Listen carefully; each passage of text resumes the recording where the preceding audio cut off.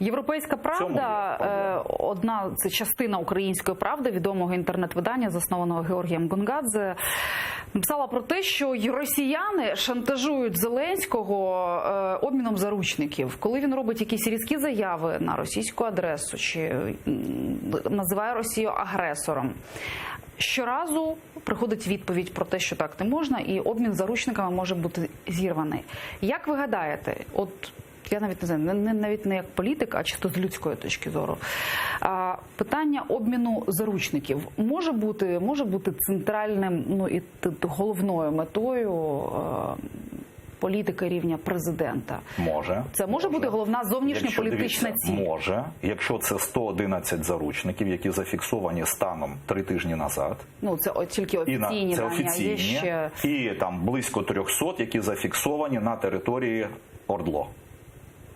Але скажіть, будь ласка, а до кого ми відносимо тих, хто сьогодні були засуджені, кримські татари і українські патріоти, разом 6 чоловік на 76 років позбавлення волі? Це ще плюс 6 заручників виявилось. А зараз арешти відбуваються у кримських татар і українських патріотів щодня, кожен день. І щодня кількість цих заручників збільшується і збільшується.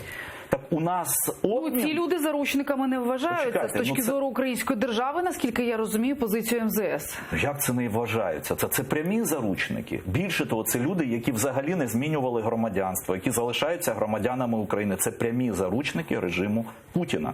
Це вже Путін не може сказати, що це ЛНР, ДНР, яких ми не контролюємо. Це його режим, тримає він особисто цих заручників. І кількість таких людей збільшується щодня. Тому це повинно бути.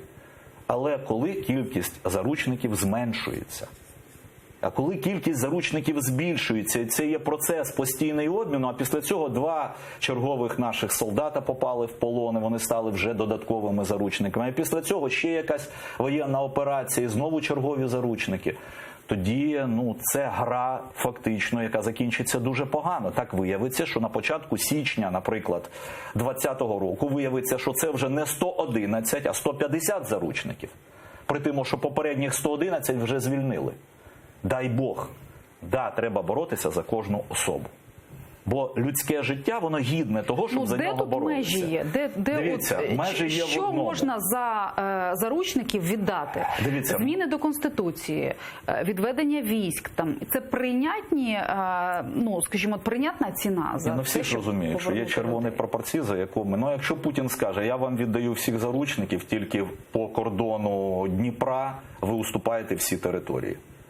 І таке ж може бути. І на це ж він розраховував, коли він починав Запорізьку Народну Республіку, так звану, Дніпропетровську Народну Республіку, Бердянську, Одеську Народну Республіку. Ми ж розуміємо, що це його ідея була.